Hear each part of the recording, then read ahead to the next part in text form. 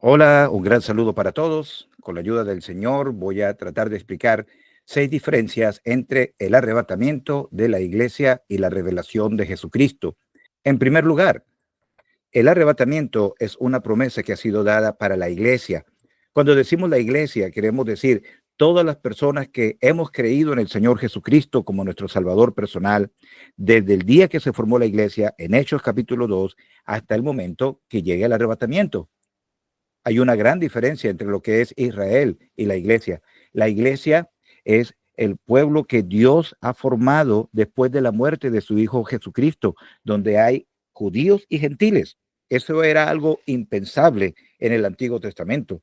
Israel tenía una separación muy clara de lo que ellos debían ser delante de todas las demás naciones.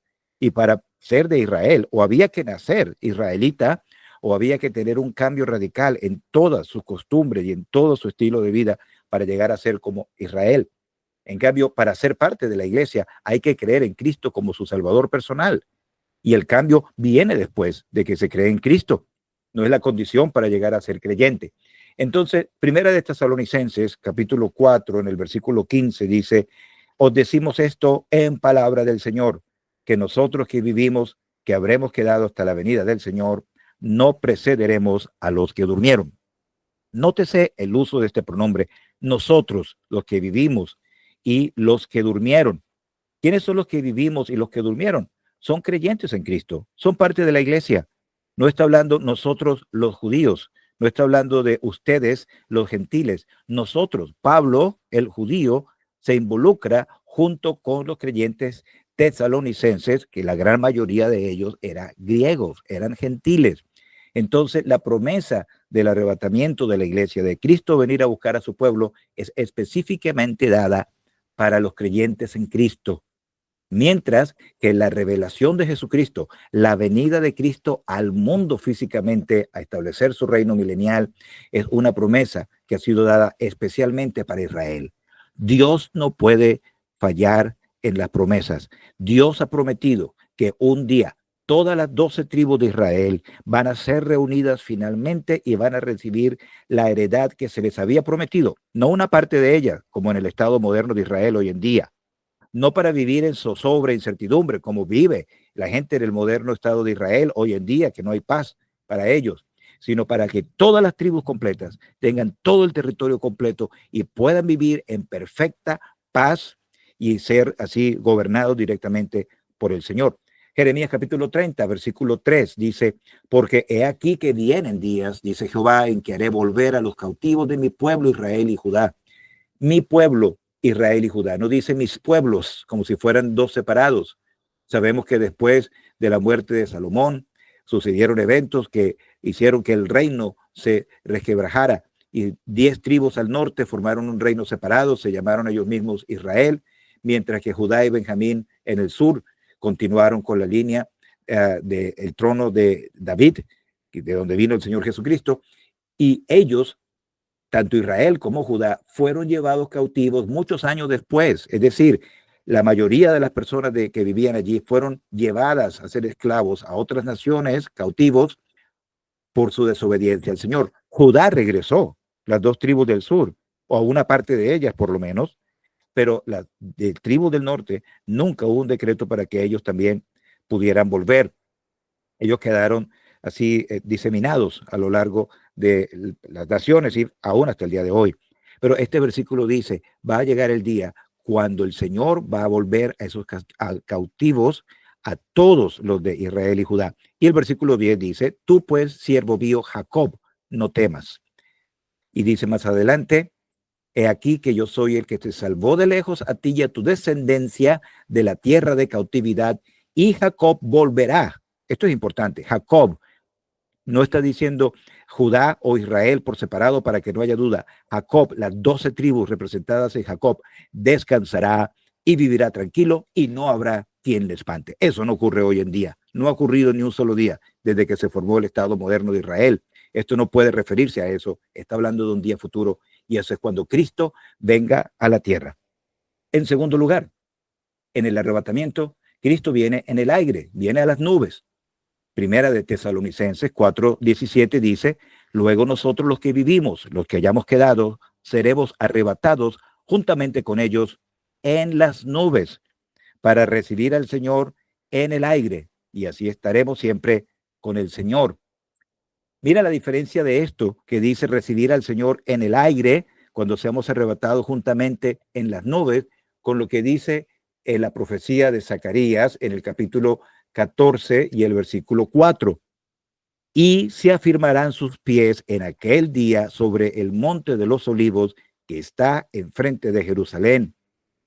¿Qué diferencia tan grande? En el arrebatamiento, Cristo vendrá a las nubes y vamos a recibir al Señor en el aire. Pero en la revelación, cuando Cristo venga a establecer su reino, dice aquí, sus pies se van a afirmar aquel día sobre el monte de los olivos. Lean todo el capítulo 14 de Zacarías para que vean allí al Señor viniendo a pelear para librar a Israel y para establecer su reino. El versículo 9 dice, será rey sobre toda la tierra, por ejemplo. Pero bueno, tenemos que seguir. En tercer lugar, en el arrebatamiento, Cristo tomará o sacará hacia sí mismo los creyentes, mientras que en la revelación, Cristo destruirá a los no creyentes. Este punto es bien importante. Cristo tomará a los creyentes en el arrebatamiento, los sacará de este mundo, pero en la revelación, Cristo destruirá a los no creyentes que estén en este mundo. Juan capítulo 14, en los versículos al principio, pero sobre todo en el versículo 3, tiene esta promesa muy importante. Dice, y si me fuere y os prepararé lugar, vendré otra vez y os tomaré a mí mismo para que donde yo estoy, vosotros también estéis. Dice, vendré, os tomaré y estarán donde yo estoy. Qué hermoso. Tomar a mí mismo. Otras traducciones dicen recibir a mí mismo. Es decir, estamos en la tierra y Él nos va a tomar fuera de la tierra para recibirnos a Él, para que estemos donde Él está. ¿Dónde está el Señor? En ese momento estaba en Jerusalén cuando dijo esas palabras, pero Él dijo, yo estoy, está haciendo una referencia a lo que Él dice anteriormente en el versículo 2, en la casa de mi Padre. Jesucristo, como Dios, es omnipresente, está en todos lados. Y Él aquí está enfatizando de llevar a los creyentes allá, y para eso los va a sacar de este mundo. Es la misma idea de Primera de Tesalonicenses, capítulo 4. Seremos arrebatados juntamente. Arrebatados quiere decir sacar de forma rápida, sacar con fuerza. Arrebatar no es algo que se hace poco a poco, se arrebata algo, se toma algo, y eso es lo que va a hacer el Señor Jesucristo. Entonces, en el arrebatamiento, el planeta Tierra va a quedar totalmente vacío de creyentes en Cristo. Solamente pecadores van a estar en la tierra. ¿Cómo va a ser ese tiempo tan terrible cuando esto ocurra, cuando no haya testimonio para el Señor al comienzo de ese periodo que seguirá después del arrebatamiento?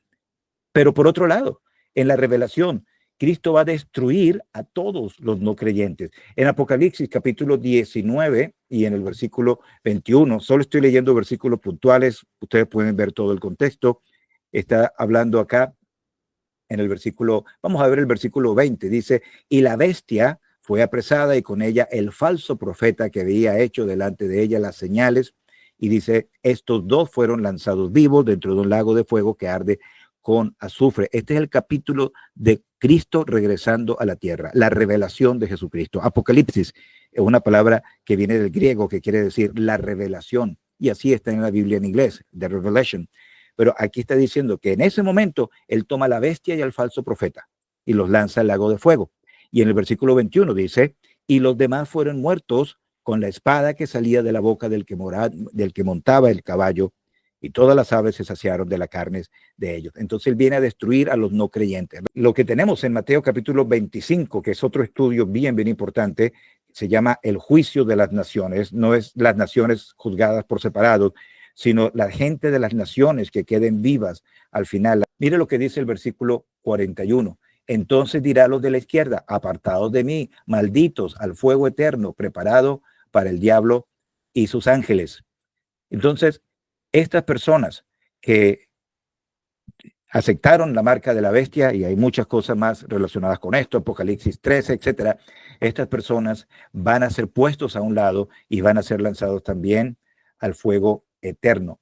Mientras que aquellos que creyeron en el Señor y que no se dejaron poner la marca de la bestia, etcétera, dice acá que el Señor los va a llamar para que vengan a heredar el reino que le había sido ofrecido a ellos. Dice el versículo 34, heredad del reino preparado para vosotros desde la fundación del mundo. Entonces, en el arrebatamiento, todos los creyentes en Cristo saldremos de la tierra y la tierra quedará solamente con los no creyentes. En la revelación de Cristo, todos los no creyentes son removidos de la tierra para que queden solamente creyentes. Si el arrebatamiento y la revelación de Cristo son la misma cosa, entonces la tierra va a quedar vacía, porque en el arrebatamiento dice que los creyentes serán tomados y en la revelación, en la venida de Cristo al mundo, dice que los no creyentes van a ser destruidos. Entonces, necesariamente son dos eventos diferentes y con características diferentes. Ahora, la duración de estos eventos. El arrebatamiento ocurrirá en un momento, dice Primera de Corintios, capítulo 15, versículo 52. Dice, en un momento, en un abrir y cerrar de ojos, a la final trompeta, porque se tocará la trompeta, y los muertos serán resucitados, incorruptibles, y nosotros seremos transformados. Aquí hay mucho de qué hablar, pero menciono en un momento. Esta palabra que tenemos aquí en español, momento, viene de una palabra griega, que es de donde viene la palabra átomo. Los que tienen concordancias en griego pueden revisar esto por ustedes mismos, y es la única vez que aparece esta palabra en el Nuevo Testamento. La palabra átomo en griego quiere decir algo que es indivisible, algo que es extremadamente pequeño, que no se puede dividir más. Por eso los científicos, cuando descubrieron el átomo, le pusieron este nombre, es decir, lo transliteraron, lo pasaron directamente del griego acá.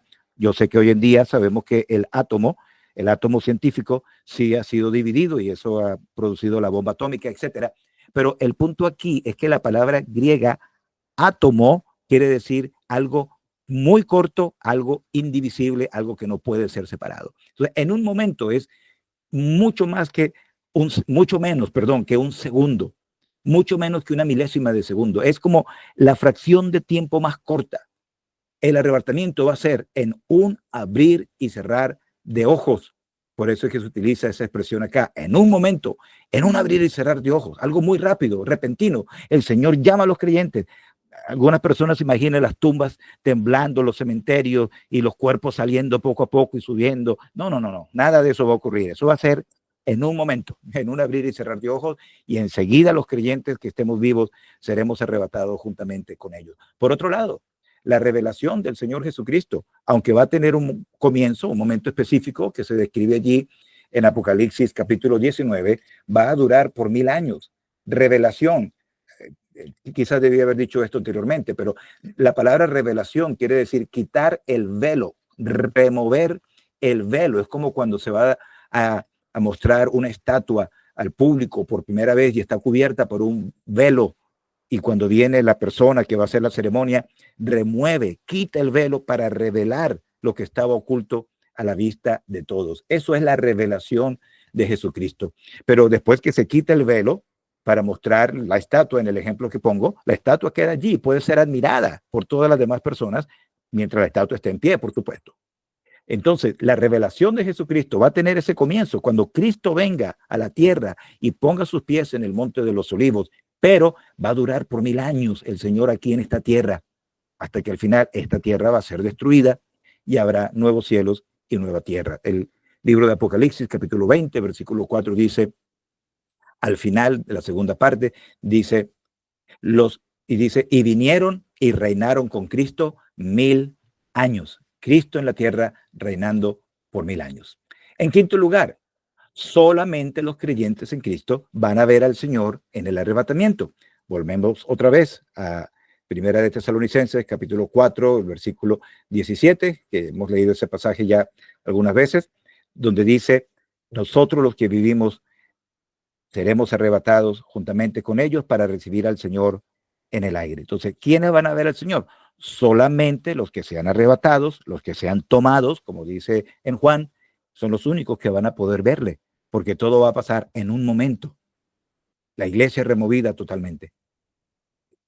Por otro lado, Apocalipsis, capítulo 1, en el versículo 7, dice, he aquí que viene con las nubes y todo ojo le verá y los que le traspasaron y todos los linajes de la tierra harán lamentación con él.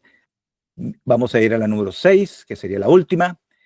Este acontecimiento va a ocurrir, el arrebatamiento, antes de la tribulación. La iglesia no va a pasar por la gran tribulación. Yo sé que esto es algo que muchísima gente tiene muy, muy metido en su mente y sinceramente hay muchos creyentes que aprecio y quiero mucho que creen esto, pero cada vez me convenzo más que la mejor manera de poder entender esto es entendiendo la diferencia entre Israel y la iglesia. Todos los pasajes que hablan acerca del sufrimiento y persecución, etcétera, durante la tribulación, la gran tribulación, la semana 70 de Daniel, todos están en contexto judío, todos hablan del pueblo de Israel, Mateo 24, 25, etcétera, otros pasajes más, mientras que la iglesia tiene una esperanza diferente. Nosotros no estamos esperando al anticristo, estamos esperando a Cristo.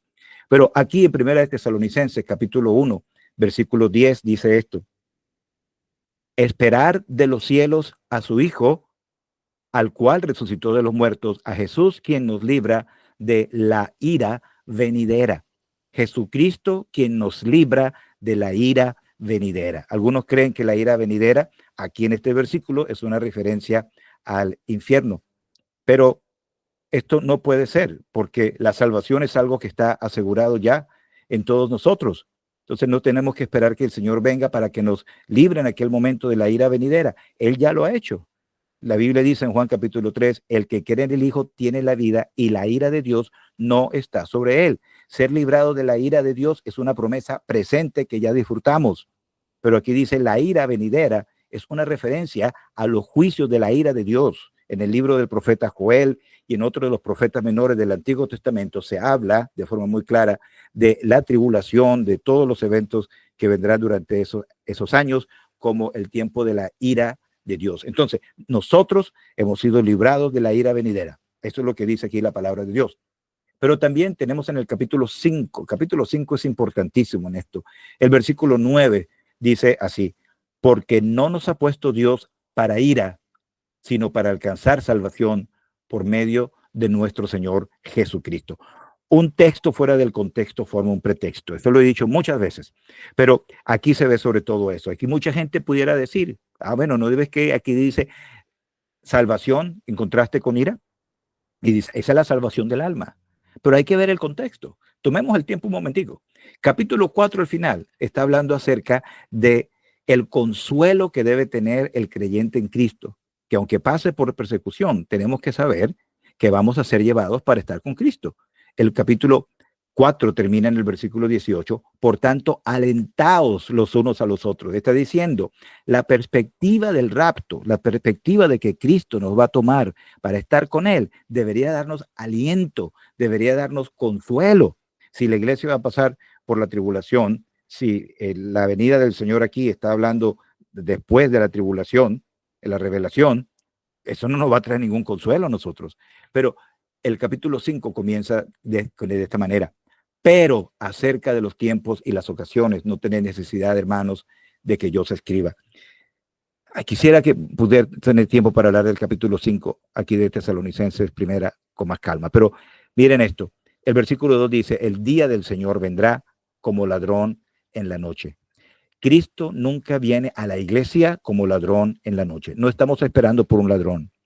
Estamos esperando por el esposo. La venida del Señor como ladrón tiene que ver con los que no creen en Cristo. Aquí hay una expresión, el día del Señor, es una referencia a no solo a la tribulación, sino a todos los juicios en general que vendrán aquí en la tierra durante ese periodo que va a seguir después del arrebatamiento de la iglesia. Por eso dice acá en el versículo 4, vosotros, hermanos, no estáis en tinieblas. Vosotros, está diciendo ustedes, creyentes en Cristo, se está dirigiendo a ellos, por supuesto, pero después dice más adelante, en el versículo 3 del versículo anterior dice, cuando digan paz y seguridad, vendrá sobre ellos destrucción repentina. Y el versículo 4 dice, más vosotros, hermanos. Entonces hay un contraste entre ellos que van a sufrir cuando venga el día del Señor y estamos, los creyentes en Cristo, dice, no estamos en tinieblas. Entonces, aquí hay algo muy importante. La venida de Cristo viene antes de la tribulación. Segunda de Tesalonicenses, capítulo 2, también tiene mucho que ver con esto porque está hablando acerca de cómo nuestra reunión con Cristo es algo que va a ocurrir antes de todos estos eventos relacionados con el día del Señor. Ustedes pueden buscar esos versículos. Por contraste, la revelación de Cristo, es decir, la venida del Señor para ser revelado a este mundo, ocurre al final de la tribulación. Ya leímos algunos versículos en Apocalipsis capítulo 19 y allí ustedes lo pueden volver a leer. Está hablando acerca de todos estos juicios que ocurren en el libro de Apocalipsis y cómo el Señor viene del cielo físicamente a la tierra a establecer un reino en este lugar.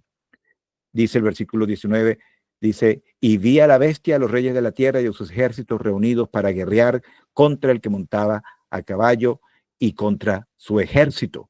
Entonces aquí tenemos esta batalla, o bueno, no es exactamente una batalla, la campaña de Armagedón. No es que va a haber una pelea como tal, el Señor simplemente los va a destruir a todos con la espada que salía de su boca, pero ahí vemos el final de la tribulación cuando el Señor viene a ser revelado. Una cosita más quizás, cuando habla acerca de la final trompeta en Primera de Corintios 15, muchos dicen, ¿cuál es la final trompeta? Pues la última de las 7 trompetas que se mencionan en este libro de Apocalipsis, pero eso no tiene sentido, eso es una lógica súper simplista, está asumiendo de que se está hablando de las otras trompetas allí también. Sabemos que esa trompeta que se nombra allí, a la final trompeta, no tiene nada que ver con las 7 trompetas de Apocalipsis, porque sencillamente en Mateo capítulo 24, versículo 31, está diciendo que allí al final de la tribulación, cuando el Señor venga a establecer su reino, dice, enviará a sus ángeles con gran voz de trompeta y juntará a sus escogidos. Sus escogidos acá son las 12 tribus de Israel, como ya hemos mostrado en Jeremías, de los 4 vientos, desde un extremo del cielo hasta el otro. Dice, de la higuera aprended la parábola. La higuera siempre ha sido una referencia a la nación de Israel acá, y todo el contexto de este capítulo está relacionado con Israel. Entonces, si aquí dice que enviará a sus ángeles con gran voz de trompeta al final de la tribulación, este ya es el momento en que Cristo viene a establecer el reino. Quiere decir que ya las otras 7 trompetas que se mencionan en el libro de Apocalipsis ya han sido tocadas. Y además, como hemos visto también, lo que ha ocurrido allí en el momento, o lo que va a ocurrir en el momento del arrebatamiento de la iglesia, es algo que va a ocurrir mucho antes de que vengan todos estos juicios, porque otra vez, Primera de Tesalonicenses dice que el Señor no nos ha puesto para ira. El Señor no nos ha salvado para dejarnos a ver la ira de este mundo. No, la iglesia va a ser removida antes que venga la tribulación. Que el Señor nos ayude y nos guarde para que anhelemos ese día y vivamos cada día de nuestra vida, esperando el momento cuando el Señor nos va a llamar para reunirnos así delante de su presencia.